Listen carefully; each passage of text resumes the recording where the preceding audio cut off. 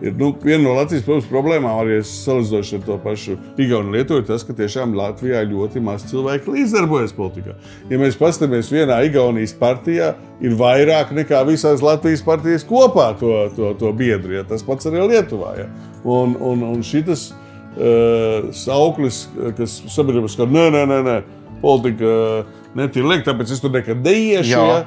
Nu, tā, kad tu tur neej, tad tu arī šī tāda rezultāta dabū. Man šajā sakarā atkal ir teiciens, ko es atkal citējuši, lai skatītāji man piedod, ja kāds ir dzirdējis ar politiku, tā, manuprāt, tā.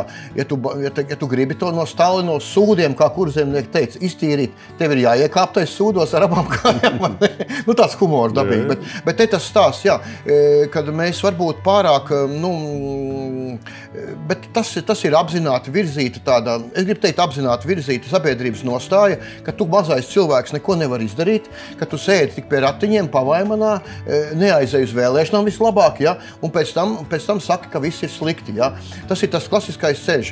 Un es gribu teikt, varbūt tas cilvēkiem nepatiks, bet piedodiet, mēs esam paši līdzatbildīgi par to, jo tie ir mūsu priekšstāvi, kurām mēs deleģējam lemšanas tiesības, vai ne? Un tas ir loģiski, ka mēs esam. Katram nav jābūt ekonomikas spīdeklim, lai viņi tur spriež, izstājas tos plānus, bet tev tam plānam ir jāatbilst tavām vēlmēm, vai ne?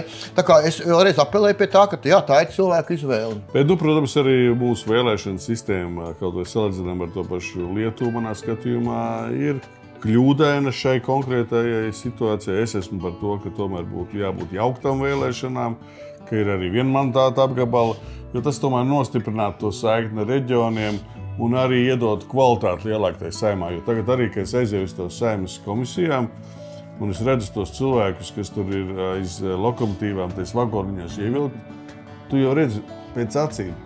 Viņš tiešām ļoti maz sajēdz no tā, par ko viņam ir jālemj. Tikai tāpēc, ka viņš ir partijas sarakstā, partija tiek ievilkta, ja vienmandāta apgabalā viņš nekad iekšā netiktu. Jā, bet tagad viņš ir. Tagad viņš tur ir. Tagad kā vagoniņš viņš ir. Jā, tagad vagoniņš ir. Tā kā arī šis ir. Un tas arī, un par šo, protams, mēdī nekad negrib runāt, jo šobrīd visi mēdī saņem ļoti dāsnas valsts subsīdijas, gan privātie, gan sabiedriskie, ja. Nu, tad valsts tabulē tiek pūsts. Jā, un es gribu tā globalizēt mazliet arī šai sakarā. Manuprāt, šī situācija ir likumsakarība. Ja mēs tā atkal, mums abiem patīk vēsturi, mēs zinām, ja? Un es to vēstures tā ļoti vispārīgi teikšu, bet situācija tā tam bija jābūt, jo, ja mēs zinām Ulbaņa apvērsumu vai ne 15. maija, nevien, tu varētu runāt ar savu tematu, jā, bet tagad neaiztiksim, cik tas, bet fakts ir tāds, ka arī šis apvērsums bija it kā, neteiksim, neizbēgams, bet viņam bija liela. Tur bija varianti. Bet kāpēc? Viņam bija savs objektīvs pamats. Jā, bet kāpēc? Liekas, lai neizstāstītu vēsturi, kāpēc? Mēs esam nonākuši tajā pašā situācijā, jo mēs restaurējam to pašu satversmi ar tiem pašiem noteikumiem, vai ne?